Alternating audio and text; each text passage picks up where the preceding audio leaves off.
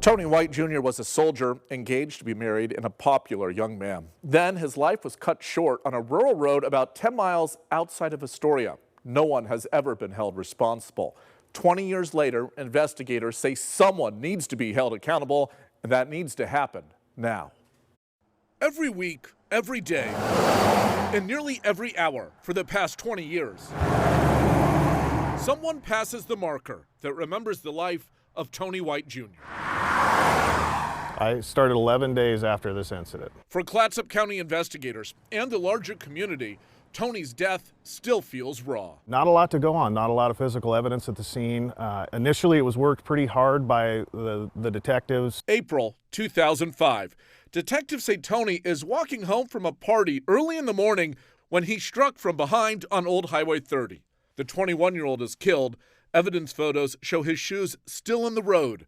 The driver speeds off into the night, never coming forward, never caught. Most people can't keep their mouth shut. Usually somebody blabs about something. Former Clatsop County DA Josh Markey remembers the case well, even 2 decades later. It could be a complete stranger, and it could have been an accident. We can, weave a scenario like this. Or at the other extreme, could have been somebody targeting Tony who, intended to do him harm. Markey says tips came in, including anonymous letters and phone calls. Deputies even went door to door for weeks, trying to find something, perhaps a passenger car or small pickup with some paint chipped off and front end damage. People have come forward and said, I think they did it.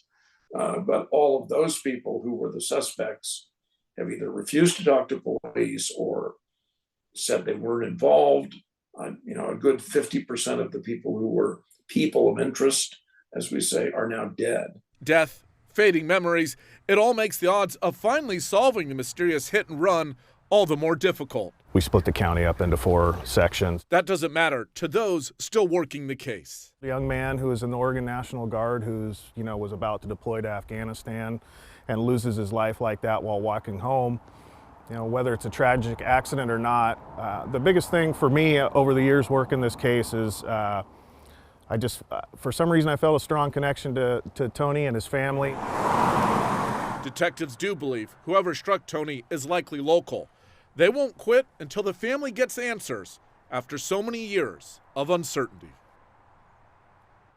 Now, the Oregon State Police and their crime lab have also helped over the years in this case. Even if that suspect is now dead, authorities hope someone with some concrete proof comes forward to provide those answers for the White family. You can find a link to all of this at KOIN.com. Yeah, and hopefully with your report, somebody will just know that there's a little clue that could help finally solve this case. Todd, thanks.